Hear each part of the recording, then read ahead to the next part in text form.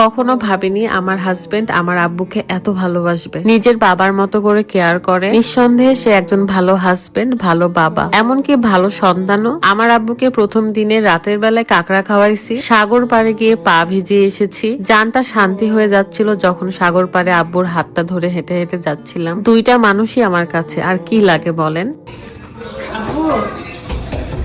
আসসালামু আলাইকুম, কি অবস্থা সবার, কেমন আছেন? কুয়াকাটার প্রথম দিনে অনেক ঘুমিয়েছি, দেন রাতের বেলায় আব্বুকে নিয়ে বের হব বিচের দিকে, তাই ডাকতে গিয়েছিলাম।